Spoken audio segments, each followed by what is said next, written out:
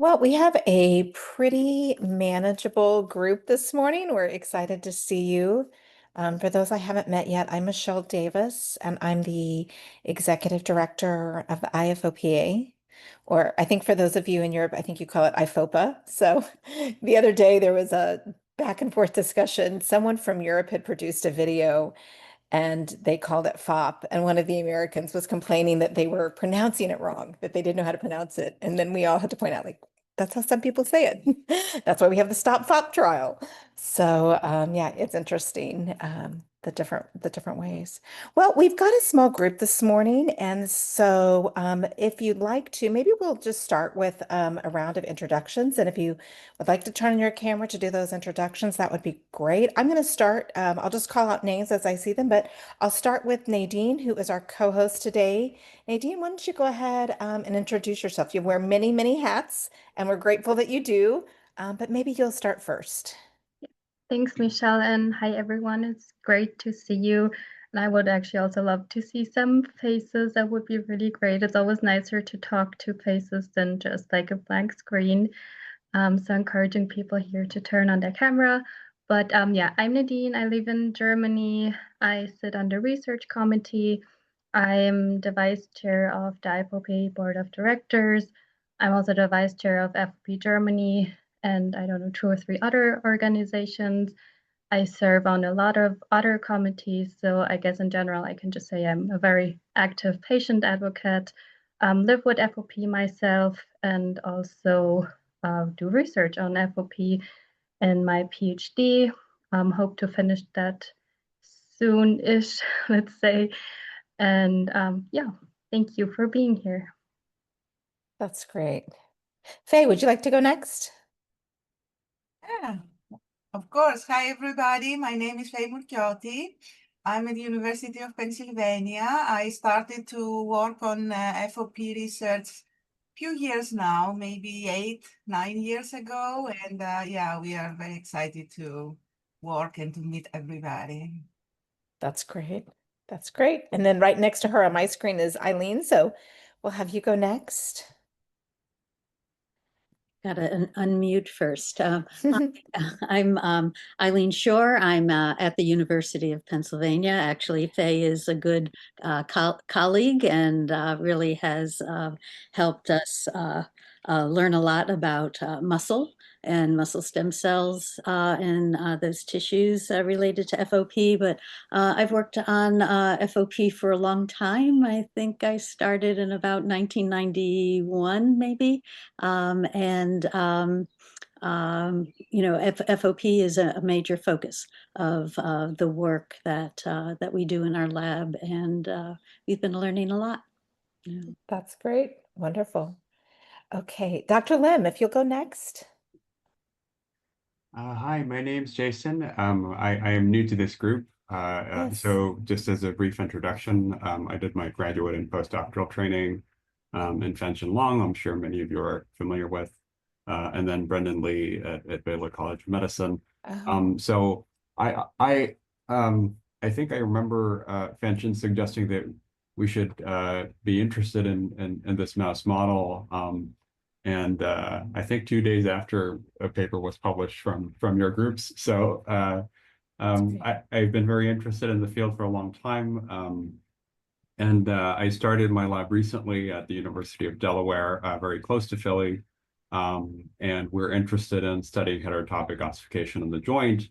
And I got introduced to this meeting by one of your colleagues, Jehak Shim from University of Massachusetts, and we've started collaborating very recently, and so we're starting to we've been working with Daniel to get the mouse model for ourselves as well. So That's great. I'm very interested in all of the work that's ongoing.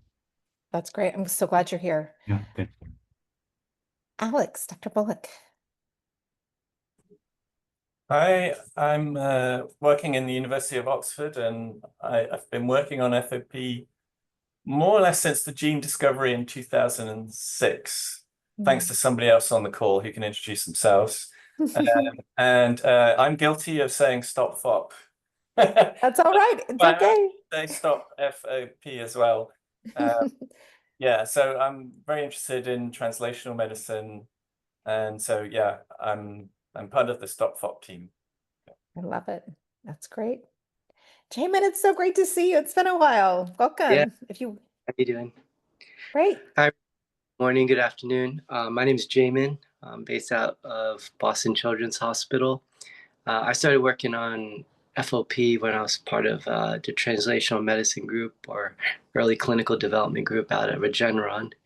But since about 2018, 2019, I've been here at Boston Children's. My lab focuses mainly on understanding pain mechanisms as well as identifying novel biomarkers for rare bone diseases. And so that's how I fit into the FOP world. That's great. That is great. Okay, I think next, Kim Han, how are you? Great to see you from France. See, she may not be able to come off mute. Okay, Dr. Ikea Makoto. Yes, nice to meet you. Hello. Yeah, hello. My name is Makoto Ikia from the Kyoto University. And today I'm very excited to meet with the FOP researchers and also the FOP members. And I usually use the iPS cells for the FOP research and also the mouse models. So yeah, just today I want to join and just say hello to all of them. Thank you. I'm so glad you're here. Okay, looks like Jim Triffitt, Dr. Triffitt, welcome. Oh, hi, thank you. Hi, it's lovely to see everyone there. Yes. I'm Jim Triffitt. I'm a retired researcher at the University of Oxford, involved in FOP research for many years, and have great collaborations with many people who are attending. But now I keep up the interest in learning about FOP and all the treatments that are occurring. And of course, my colleague Alex Bullock is now taking up the flag and doing all the research work in Oxford. So it's lovely to see him as well. Yes, that's great. Glad you're here. Okay, Victor. Please excuse my lack of camera or lack of video today. I don't have It's my okay. webcam yet. It's very nice to see you all. I'm a doctoral student at the Freie Universität in Berlin and a colleague of Nadine. And I got in touch with the IFOPA community at the patient gathering, the family gathering in Dallas 2023, and as well in Stockholm last year. And Nadine introduced me to this community, and I'm very happy to be in touch and know such a caring group of people that are so interested in deciphering the disease and working on it. Yes, that is a great way to say it. We are grateful too. Okay. Vincent, speaking of Stop FOP. Yes, thank you, Michelle. My name is Vincent Vrij. I'm a junior physician working in the Amsterdam University Medical Center, where I'm doing research mostly in the Stop FOP trial, together with Professor Bullock, of course, and by Professor Marilyse Eekhoff. Like I said, I'm very junior in the field. I've only been working in this field for 2.5 years now, but I'm overly excited about what's going on in our trial, but also in the field itself. And I'm happy to be here. Okay, that's great. Okay, and then Dan, Dr. Dan Perrin, if you're able to join, that would be, we'd love to hear from you. There, yes. Yeah, I'm in transit, so I'm not going to turn on my camera. No, you're fine. Anyway, I'm Dan Perrin. I'm at Emory University. Been working in FOP for, I don't know, getting close to 14 or 15 years. And my lab is focused on the roles of inflammation and the microbiome in the development of FOP. And then we developed we have a mouse model that we developed with IFOPA, and also manage the IFOPA FOP biobank. That's great. Well, wonderful. We are really glad to have all of you here. A couple of quick things I'll say in case any of you have to leave early, just to be aware of. So the IFOPA is very in tune to the kind of ever unfolding research situation in the United States. And so one of the things that we are getting ready to do is launch a survey of researchers. We're going to do one survey in the US and then a separate study ex-US, just to learn more about what's happening, what are your sources of funding, and what has been happening to your research over the past few years. We're very aware of what's happening in the US, but there may be situations happening ex-US as well, with your research funding. So we just want to be mindful of that. And so we will be sending that out. So please be on the lookout for that. The other thing that we are going to include in that survey, it'll probably be out by Monday, is some questions about the FOP Drug Development Forum. So one of our most important projects that we do is the FOP Drug Development Forum. It's held every other year in the even years. So next year it was slated to be back in the US, and we are sort of reevaluating that decision, and maybe looking at holding the meeting perhaps in Canada. So we just have some questions for people about that meeting and about your travel capabilities. So before we sign any contracts and make any big commitments here at the IFOPA, we want to get your feedback on both of those things. So so be on the lookout for that. And if you have colleagues that are not here, please, we have a much broader list, but please be on the lookout for that as well. The other thing, and you'll hear more about it in a few minutes, but we are excited to share that we are literally today in the final interviews for the IFOPA's new research director. So we are thrilled. We have had the position vacant since April of last year. And that was a conscious decision. We knew that we were going to be going through strategic planning, and we wanted to make sure that we finished the strategic plan first. And then once the strategic plan was done, that we, based on what we were looking for over the next 3 years, the work that we were going to be doing, that we hired the person that had the right skill set. So I'm thankful that we waited.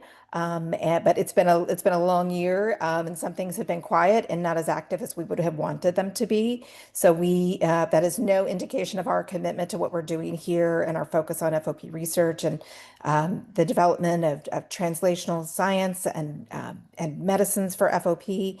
And so we are just excited to get this person here and back really elevating the work that we're doing again and working very closely with each of you. I did want to let you know that from the beginning. So, okay. Well, we have some slides here. I think what we will do, if you can hold your questions, if you don't mind to hold your questions to the end, but we will have time for questions. And we will have these slides to share, the recording to share afterwards. So if you want to share it with someone else, nothing that is in here is confidential. This is all very public information. We're really excited and proud of what's been happening here. And so we will be sharing that with you as well. So let me just share the screen here. Okay.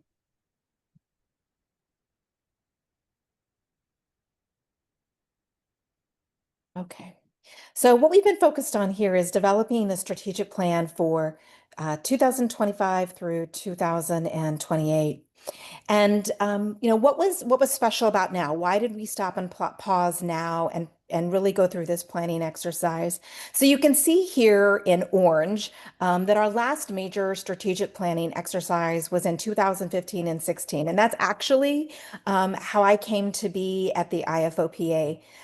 During that planning exercise, the IFOPA was mainly staffed at the time by administrative staff, people that processed donations and issued thank you letters, and worked with the volunteers to issue the newsletter, but they weren't professional rare disease or patient advocacy staff. And so in 2015, when the board went through strategic planning, they did some external scan of other patient advocacy organizations, and they knew that There was, because of many of you here today, the research work that you had launched and were so committed to, that there was so much activity happening in the FOP space that they needed to be prepared, like larger organizations like the MPS Society or the Rett Syndrome Research Trust. So they talked to those organizations and really saw how they were structured, and that looked different than the IFOPA. And so that's what really led to, in 2016, the IFOPA really pivoting to a world where we have an executive director. My background is in patient advocacy, primarily in kidney disease before I came here.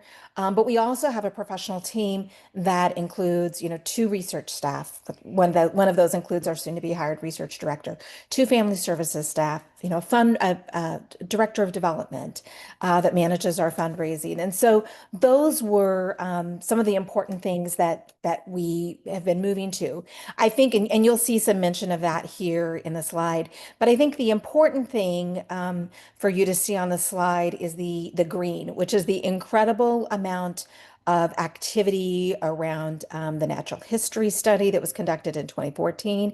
And then everything else in green is one of the clinical trials that has been conducted really since 2014. And to be a 1 in a million disease and have this much activity is really incredible. So a couple of years ago, after COVID, the IFOPA thought that maybe we would stop and go through strategic planning. But what we really said to ourselves is, this world with lots of clinical trials, we sort of know now. What we don't know is what's going to happen when a drug is approved. And so the board made a conscious decision to really wait until the first drug was approved, and then sort of to live in that world for a year and see what the needs of the community might be, so that then they could work to build that into the strategic plan. And so that's why we paused at this time and at this place and went through this exercise. So since the last strategic plan, many of you have been a part of these different activities. We have hosted 5 drug development forums. The first one was in Boston. We've been all over the world, actually. We've been in the United States and Boston, but we've also been to Orlando and Texas, and we've been overseas to everyone's favorite meeting. I don't know if everyone loves Sardinia or Stockholm more, but they were both great, wonderful meetings, great content in wonderful locations. So we've had those wonderful drug development forums. We have also, and this is just since 2016, this is not, we've been funding research since 1990. This is actually the IFOPA's 35th year of funding research. But this is just since 2016. We have given out nearly $7 million that funded 33 different research grants. And those are research grants like the Act for FOP grant program, the gene therapy funding that we do with the University of Massachusetts, our biobank funding, as well as our funding of the University of Pennsylvania and the $1 Million Bike Ride Grant Program. Many of you have been beneficiaries of those different grant programs, but we're really proud of, first of all, the donors who entrust us with this money and the people who fundraise for us, and then what we're able to do with that to help and support you. We have been providing, we now have a family services team of 2 people, and we have been providing direct support and services to hundreds of individuals and families. We've hosted 9 different family gatherings, and during COVID times, those were actual global meetings where those were hosted virtually. And then in the last few years, since 2016, we have actually helped support the launch and the implementation of 7 different clinical trials, making sure that the community around the world is aware that the trials are happening and aware of their opportunities to participate. We've created a ton of clinical trial resources, and we're about to launch some new resources about the drug development process and what happens from the time that the trials close until they're reviewed by regulators. That's kind of the world we're living in right now, where trials are pretty much full and we're waiting for data. So we want to explain to the community what that process is like. And then we've also been, in a really significant way, growing the understanding of the lived experience of FOP. So we have the FOP registry, the only registry in the world for FOP. It now has 10 years of longitudinal data. It is a resource for you as academic researchers in your research. And we've done our own research, some through the registry, but we've also done separate studies like the prevalence study in 2020 that found that the prevalence of FOP is actually 1 in a million. And recently we just conducted a health insurance literacy and burden of access study where we now know how patients in the US are insured, and we have more information about the experience of navigating the healthcare system, which is really important for us to know in a world where drugs are approved and available. So where are we today? Years and years of research efforts. I mean, many of you talked about that today. Eileen mentioned she's been doing research at Penn since 1991. Dr. Triffitt, you've been doing the same research for many, many years as well. You were a part of that global team that was helping look for the gene. Some of you are new to the research, the FOP research landscape, but all of those research efforts together really have landed us in a place where we have a series of active clinical trials. And so it is our role to continue making sure that they are filled and are completed. And then as those drugs come through regulatory review, we feel that we have a role in talking about what the patient experience is of living with FOP and advocating for drugs to be reviewed and approved. And then once they're reviewed and approved, this is where the new things that we've learned since palovarotene was approved, that it's important for us to also play a role in helping to ensure access to new treatments. One of the ways that we do that now is by making sure that there are physicians available in every country, in every state in the United States, based on the way our healthcare system works, that are there to actually, when the drugs that you all have been working on and are approved, then that there are actually people to prescribe those drugs. And then the next phase of what we see as our important role is really around new research. We want to continue to deepen the understanding of treatment pathways, but then also, what does the world look like now if there are drugs that can stop HO? If there are drugs that can stop HO, then what do we do with those drugs besides just give them to patients in a chronic way to stop the disease progression? Now, can we give them to patients and do surgery? If we do surgery and remove bone, is there muscle even left there? If there's not, can we recover that muscle, regenerate that muscle? What are we learning more? There's been a lot of research lately about the joints. What do we need to know about the joints? So that's really the place that we find ourselves today. And that's the place that the IFOPA considered when they worked to create this strategic plan. So I'm going to let Nadine talk a little bit. She's both a board member and was a member of the strategic planning committee. I'll let her talk a little bit about the process. Yeah, thanks, Michelle. So yeah, there were a couple of questions we wanted to answer. So first of all, we really wanted to understand what are the priorities of the FOP community. And then also we did not want to reinvent the wheel, but we really wanted to... Sorry. You're good, no worries. We really wanted to understand and see what do actually other successful patient advocacy organizations do. And then to also understand what is actually the unique role of the IFOPA and what is the role we can and should play. And, since we have limited resources, we wanted to know where should we focus our limited time on the one hand, but on the other hand, also understand where should we focus our limited funds. And then with this limited resources, we wanted to answer, how can we still have the highest impact? And our FOP community is very diverse, so there are a lot of different stakeholders. And this is now when I'm calling out the different groups, this is in no particular order. All of them are, of course, very important. So we have on the one hand, the individuals living with FOP, we have their families, we have doctors, we have other FOP organizations, so the different national organizations. Of course, the donors are super important to fund the programs. Then other rare disease organizations, researchers as you here, then fundraisers, and of course the pharmaceutical companies. And then our mission and vision. So if you've been to the website, you know that our vision is really a cure for FOP, and importantly, that is really accessible worldwide. And while we were going through the strategic planning, we updated our mission a little bit. So our mission is that we support and connect the global FOP community while driving research toward treatments and a cure. And the part which we changed is at the end because it was saying funding research. So now it's really that we're focusing on driving research toward treatments and a cure. And yeah, the process, so it was a 2-month process in which we engaged with community members. And so the first step was that we did an online survey. Maybe some of you also filled that in, and we received over 100 responses, which I think is really wonderful. And this was again from the different stakeholders, which I pointed out before. So, we had the individuals with FOP, we had their family members, with members of the pharmaceutical community, FOP research doctors, and they could all share their feedback on the priorities which we had already, and then identify what is important for them in the next 3 years. Then we also connected one-on-one with over 30 individuals, and this was again not just within the FOP community, but this was really with peer organizations, as I said before, that we can learn from them how were they successful.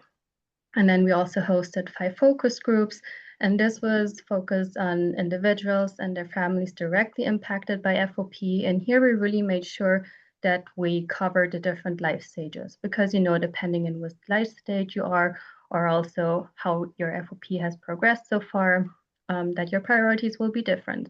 So we really wanted to understand what are their experiences and priorities in each of these different stages.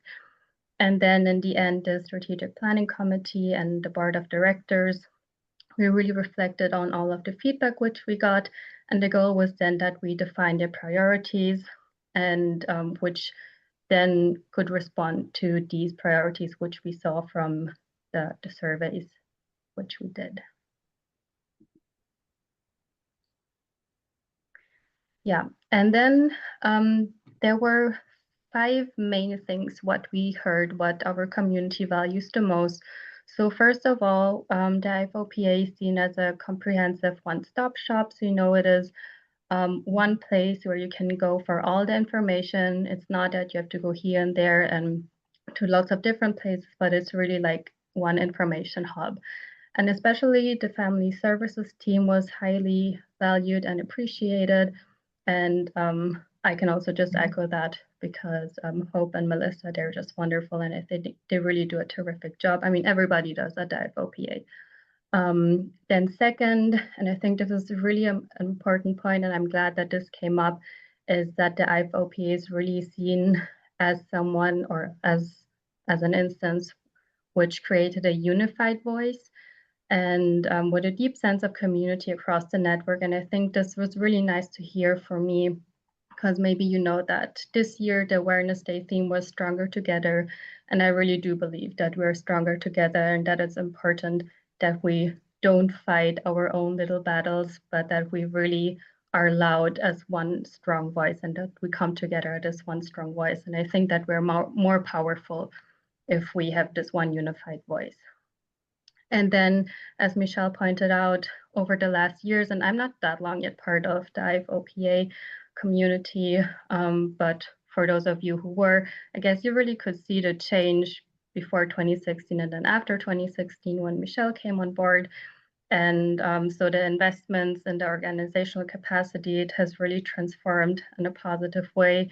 And I think we have really, really come a long way, and it's like super professional, all the work that is being done at the IFOPA. And then also the IFOPA is seen that they have an essential role as an unbiased partner and convener. And this is, again, between the different stakeholder groups. And then especially it was valued that we host the DDF and also the family gatherings. And then, as Michelle pointed out before, this year's the 10th birthday of the FOP registry, and it is worldwide the only registry for FOP. And also this was seen as really a highly valued resource.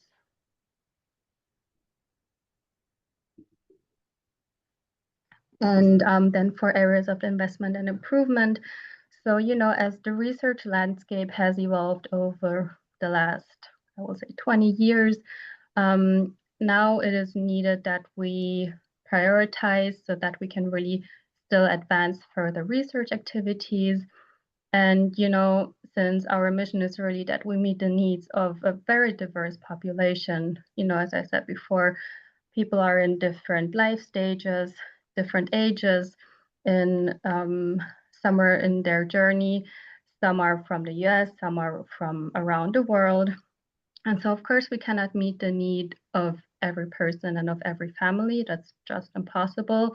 But what really stood out and what came out from the strategic planning process was that we need to communicate clearly what are our abilities, what are our limitations, so that people can really set reasonable expectations and so that people are not disappointed. So that was really one point which was, I guess, kind of eye-opening for me, that we need to maybe do a little bit a better job than we did before on communicating what we can and cannot do. And since our FOP community is so small, it is also really important that we foster strong partnerships and collaborations across for instance, the national organizations. And since the IFOPA is kind of like an umbrella organization, I will say, we can really be the catalyst for actually driving more collaboration in the FOP sector.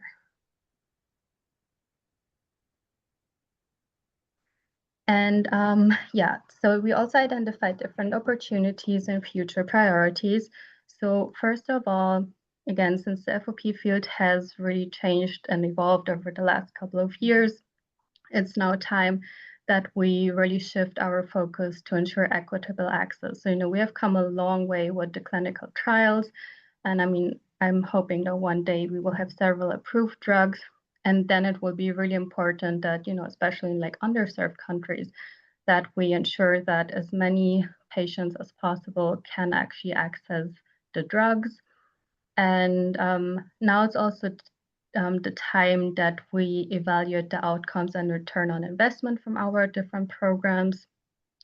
And third, again, since, we have a lot of clinical trials, but, it is still important that more clinical trials will come up because, at some point it will be time that we think about doing surgery, for instance, and then which drug will we be using. So we still need more clinical trials in the pipeline. And it's important that we continue to be a supportive partner to pharmaceutical companies so that we really continue encouraging pharmaceutical companies to stay or come into the FOP space and that they're interested in finding treatments for FOP. And then fourth, and I think this is really, really critical, and I guess this is probably the patient side speaking, that we really need to identify and educate more doctors. And this is really across the different disciplines. This is from dentists to GP to orthopedists to gynecologists, like really everything, because we do have amazing doctors and I'm really grateful for each one of them.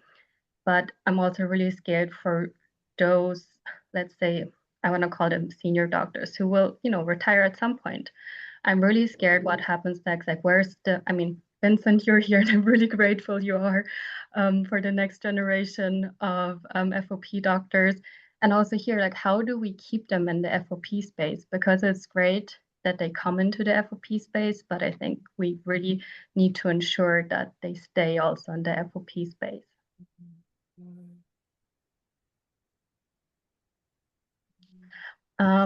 Yeah, and then more like focusing now really on the drug developmental activities.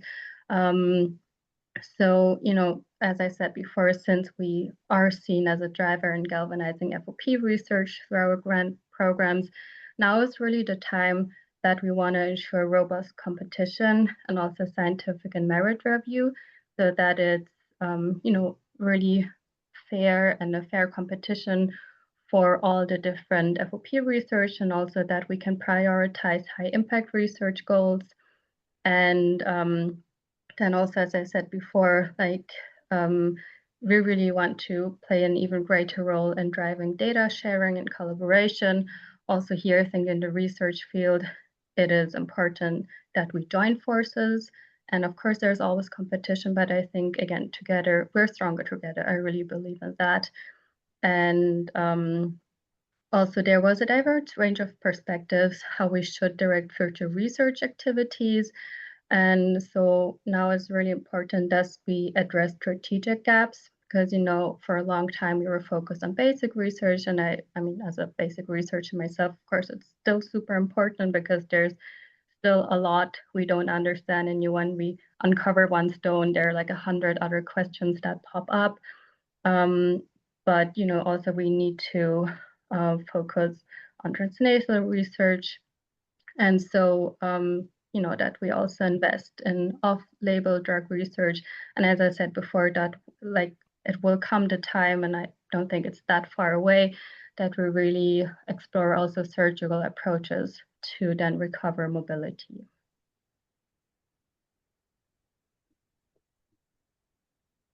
Okay. Thank you, Nadine. So I think one of the things as we think about the FOP community that makes it really special, you know, there are many patient advocacy organizations. There are some nonprofit organizations or NGOs that are established and all they do is fund research. There are others that only support families, providing grants, et cetera, to families. But what's really special about the IFOPA is that it's this real ecosystem that reinforces itself. So when it was founded by Janie Pieper back in 1988, it really was designed at the very beginning to be a patient support organization and a way to connect. And then in 1990, when the Bogard family took a look and said, you know, I bet we could do a fundraiser and talk to Dr. Kaplan. Could you use this money for research? That's what really kicked off that cycle and that these years of families fundraising and individuals donating in order to provide funding for research. So, you know, we have the unique ability because we support and connect and advocate and meet individuals and families, you know, not just in the US, but around the world. I mean, I think in the last month, you know, we have taken, you know, we've taken calls from the United States, but oftentimes we take in a month more calls from around the world I think the most recent was a family from Egypt. So we support and connect those families. And as we get to know families and work with them through our family services programs and support groups, then we're in a place where we can represent to researchers and pharmaceutical partners, either on behalf of patients or actually having them speak to you at things like the Drug Development Forum. We represent the needs and priorities to researchers and to pharmaceutical partners. And then as you're advancing research and drug developments to find treatments and hopefully one day a cure, when those things become available, then we have a pipeline back to the patients so that we can make sure that patients and families and now doctors have the most up-to-date information about care, treatment, research, clinical trials, and drug development. So this has resulted in really a three-pronged plan for the IFOPA. First of all, our goal 1 is driving scientific advancement. Goal 2 is focused on families globally. And then goal 3 is around FOP stakeholders and greater collaboration. So we'll dive a little bit into each of these goals. In goal 1, this is where the majority of our budget goes. It's around driving scientific advancement.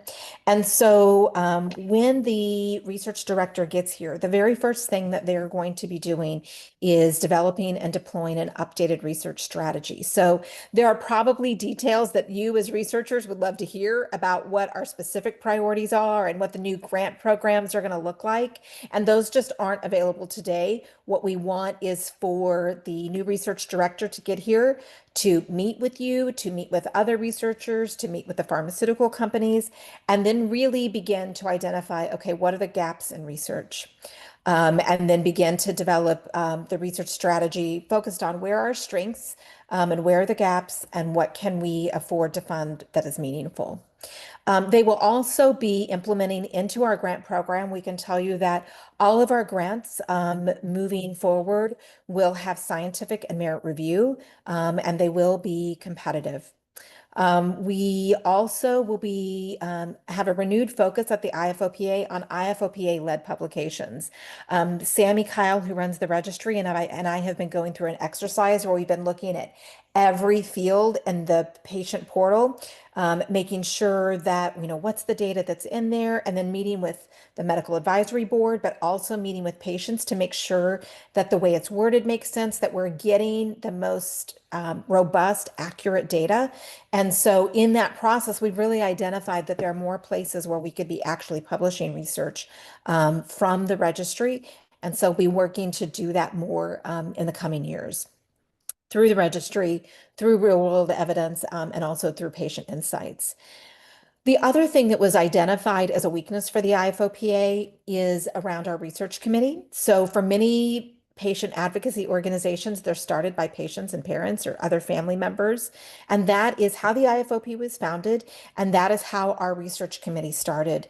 And we do have people that now sit on the research committee. Nadine is sort of the unicorn in that she is a scientist and also a patient. But there are a few other people that have some scientific background, but we don't have enough scientific expertise on that research committee. And so that's one of the things that's going to be happening as the research agenda and the strategy is built, then we'll be looking, okay, what are the key areas of focus?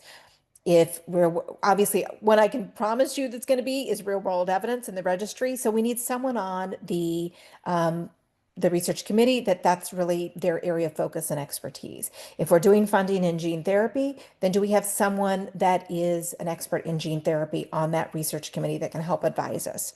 So those will be some of the activities that the research director will be undertaking immediately. We'll also be continuing to prioritize our efforts around clinical trials, whether it's a pharmaceutical trial or an academic trial like Stop FOP. Those will continue to be the utmost priority for us. I have a list of probably 6 or 7, maybe 8 things that I think that in talking to other patient advocacy organizations and talking with pharma and talking with academic researchers, things that we could do to enhance the registry and our biobank. And so that's one of the things we'll be doing is the new research director will be looking at that list. He'll be having conversations with the important stakeholders in those areas, and then deciding where we're going to invest in areas around the registry and the biobank. And then we will continue then to be engaging in advocacy and advocacy support to other FOP groups around drug approvals.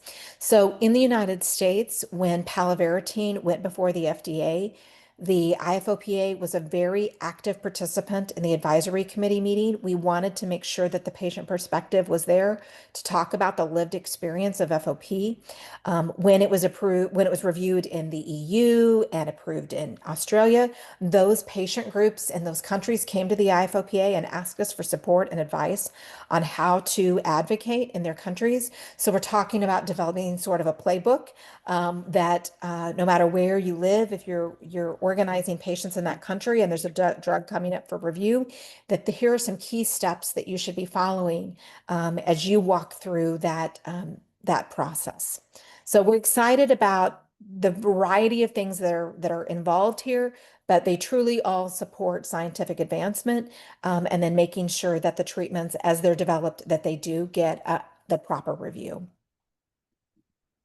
In goal 2, we're going to be focused on people with FOP and their families around the globe.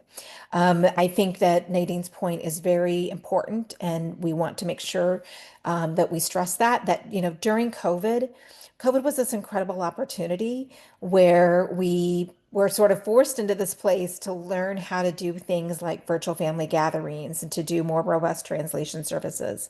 You may or may not be aware of this, but the IFOPA, when we identify a new family, our family services team, made up of Hope Newport and Melissa Davis, she's an occupational therapist. They meet with each family. So we recently had a situation, I'll just share it with you because it's such an amazing story. We had a woman who is relatively new to the FOP community that we've been partnering with in the US to help her get access to care to get her disability approved. And she was doing a fundraiser for the IFOPA and posting about it on social media. And a woman from Peru who has a child newly diagnosed with FOP, but knew of no resources. She had not found the IFOPA on her own. She had not been connected to an FOP expert. She found this woman who was talking about FOP on Facebook, who was running a fundraiser. And so she reached out to Bernadette. She was from Peru. She reached out to Bernadette, who lives in the Bronx in New York City.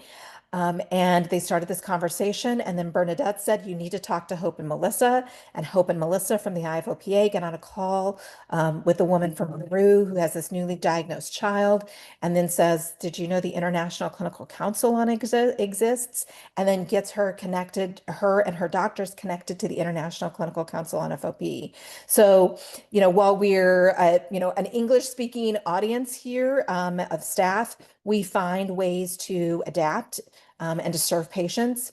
Does it mean that the same services we can maybe give about insurance and applying for disability in the US, that we can do that in other countries? Absolutely not. Like, we don't have the capacity or the resources to do that. But where we can step in and support patients and families around the globe through welcome calls or through the Ability Toolbox program or through our live awards, we will. We will continue to develop those tools and those programs around care and management and educational resources. I think I spoke to Hope yesterday. She's getting ready to launch using the FOP treatment guidelines, a new resource and webpage on immunizations. We will also continue to look for opportunities to connect. At the IFOPA, we offer the family gathering every year, but we have monthly support groups for adults and for caregivers, as well as bereaved families. So we'll continue to grow those and explore ways with the people that lead FOP organizations in other countries, how we can better support them in their efforts to connect families regionally. We will be going through a process during the next few years of evaluating our existing programs and services. We've done a mental health program. We'll be looking at that and evaluating that. And then the last piece that Nadine spoke to is that we'll be very focused because it came up as a huge gap in the strategic planning process on how can we build a global multidisciplinary network of healthcare providers. I was in South Africa at the South African meeting 2 years ago, and I was on the phone with a dad from the state of Texas in the United States who couldn't find a dentist that would take care of his child. So it is a global problem, but it's also a problem in the US. We had patients that when palovarotene was approved, they were on Medicaid and they had to have a prescriber in their state because Medicaid is a state program. And they couldn't, they had to wait to go on drug because they had to find a doctor that was willing to learn about FOP, to care for them, and to care for them on a brand new drug. And so one of our hopes and our activities that we're actually undertaking now is how can we better connect with the physicians that are out there, whether they're an FOP physician or maybe they're caring for one patient, maybe they're a rare bone disease expert, or maybe they're a rare center of excellence. How can we make them aware of FOP and the resources, either through the ICC or through continuing medical education, that can help support them as they care for FOP patients? And how can we make that list of doctors available to the community so that they can quickly and easily find them? If that mother in Peru had not seen that Facebook group and been connected to us, it would have been more difficult for her. So how can we have a directory that's optimized for the web that helps patients and families better connect?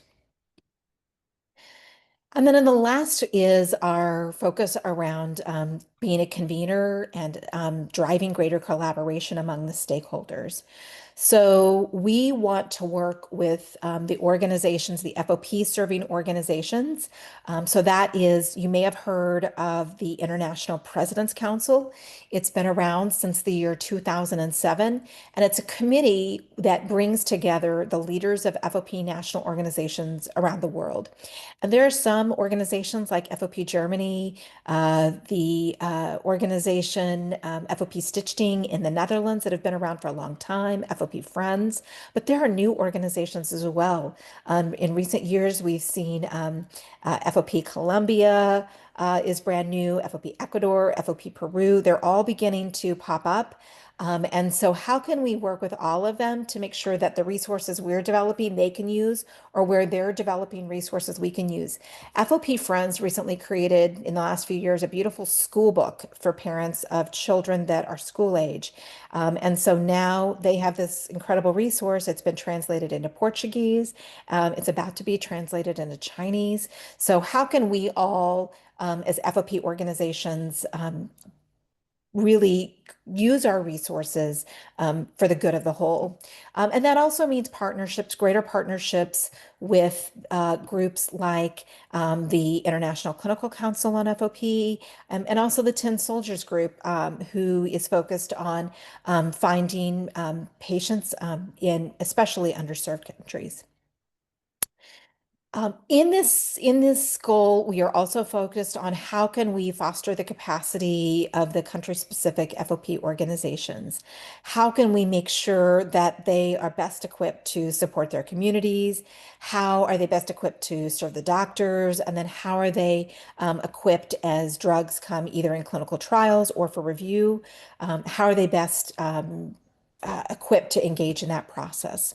And then the last area here is one that you're all familiar with, is how can we continue to prioritize convening with researchers, doctors, and drug developers? So the most obvious way we do that is through the FOP Drug Development Forum. But one of the things I'm really tasking the new research director to do is to look at, are there other things that we could be doing? Could we be doing a quarterly researchers e-newsletter in FOP where we can feature certain projects or we can feature certain labs to help create more cross-pollination and more collaboration between different research labs? Could we do more? We hold the Drug Development Forum, every other year. Are there things that we can be doing in the off year to bring researchers together for discussion? So those are some of the things that we're really focused on in the area of collaboration. So what are sort of the immediate next steps? Some of these things are already happening. In March, we hired a director of development to support our family fundraising. But Brian brings over 20 years of fundraising experience to the IFOPA, and he's also going to be focusing on individual and major gifts. One of the things that we want him to do is to work with you to learn about the research landscape in FOP, then to build the research agenda.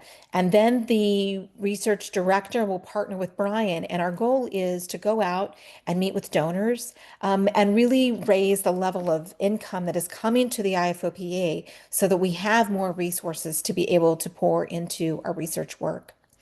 We're already in the process, I've shared with you already, kind of let the cat out of the bag, that we're working on filling the open research director role. As we've done the strategic plan this time, we didn't approach it this way in 2016, but we really wanted to make a concerted effort this year to really share about the strategic plan. So we've been having small group discussions like this. We've met with the International Clinical Council on FOP, with the steering committee of the International President's Council. We've met with Tin Soldiers. We met earlier this week with past board members of the IFOPA. We are meeting with each of the pharmaceutical companies that's working in FOP and with our volunteers that work with the IFOPA, like our research committee. On June 18th, we'll be holding actually now 3 fireside chats, giving an opportunity for people in the community to come, patients and families primarily, but anyone is welcome to join to hear a similar presentation to this, to hear about the strategic plan and to ask questions. We've also expanded our family service coordinator's role. So Melissa is an occupational therapist, as I mentioned, and so she's very attuned to the healthcare community.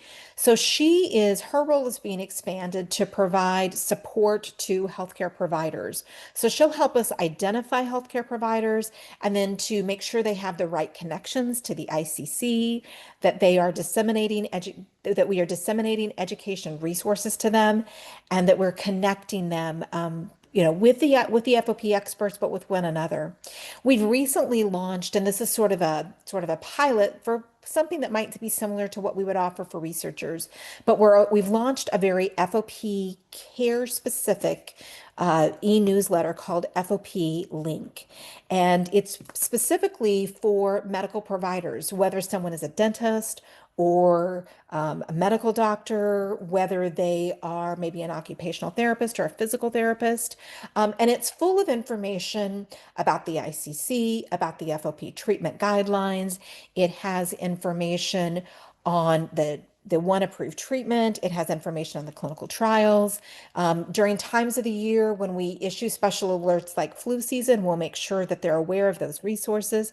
And then it also makes them aware of resources that we can offer their patients, like our Life Awards program. So we did the inaugural edition in in April, and we sent it out to about 185 medical providers around the world. We had a 63% open rate and a 20% click rate. So they're very eager to receive the material. And so we'll be getting ready to send out the next one actually next week. But this is sort of a model that we've put together, and we're talking about what could we be doing for the research community. So if you have specific ideas about that or would like to be involved in that, please let me know.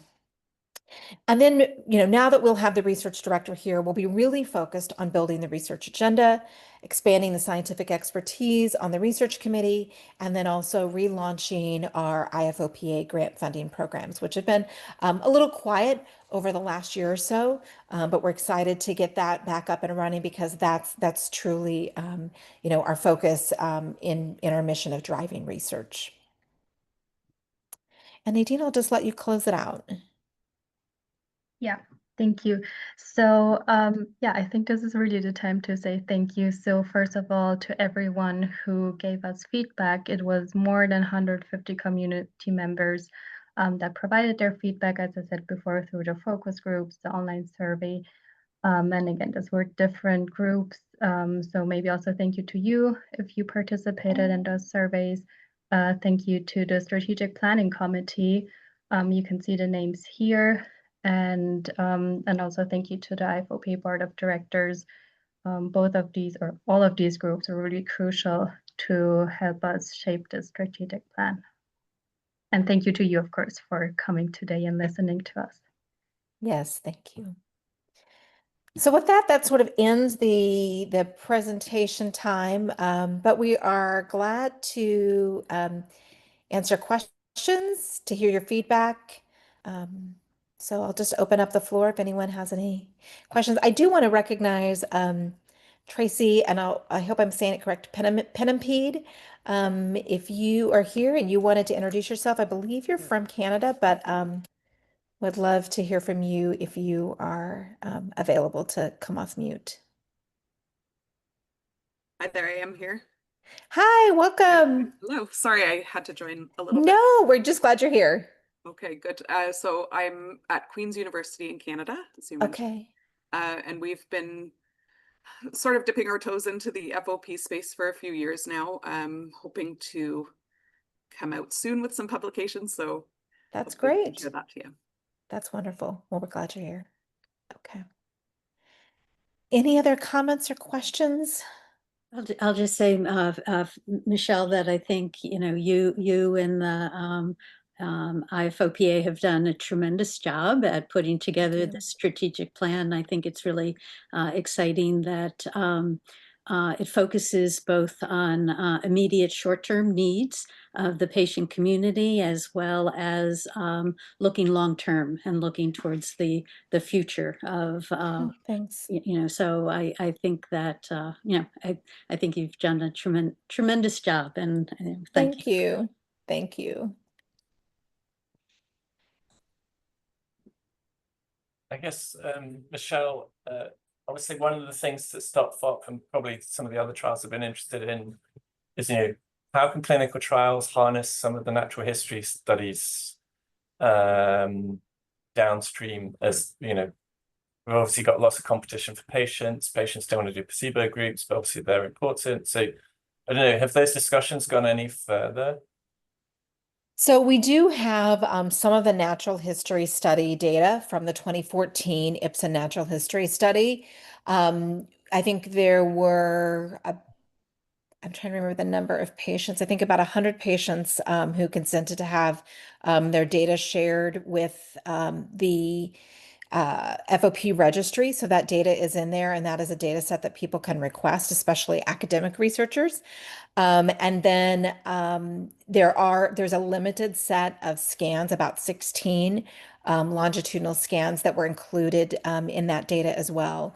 So that's one of the ways. I think the other is that we do have 10 years of data in the natural history or of information in the registry. And during that time, not everybody was in a clinical trial. We ask the question in the registry, are you in a clinical trial? So we can pull out the people that were in a clinical trial, and we can pull a data set of just untreated people. So the registry is available to each of you as researchers to request data. And so that is, that's important. I think we're still continuing to have conversations with the pharmaceutical companies about the placebo data from their trials. It's definitely a challenge, but with a new research director, we hope to be able to do that. We've been looking at partnerships with, are there other organizations like PCORI, the Patient-Centered Outcomes Research Institute in the United States, that has more experience than the IFOPA in more data sharing. And so can we leverage the relationship with someone like PCORI to help us do that? So definitely, it's still an issue that you saw it mentioned in the strategic plan that we continue to pour into. But we have a few resources now and hope to continue those conversations. Yeah, the 16 longitudinal CT scans, do you know if they're mostly pediatric population?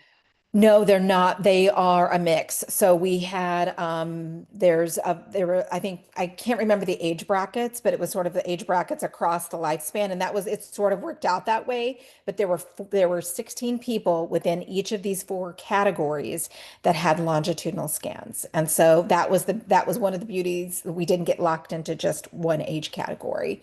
So, and if you have questions, about anything with the registry, if you just email us at together@ifopa.org, that comes to me, and then I'll connect you with Sammy Kyle, who's our registry manager, and she can work with any of you on so you can see what the fields are in the registry, and then how you can request that data. It wouldn't be me, it would be someone like Vincent or Marilee. Right. Yes. Yes. Yeah.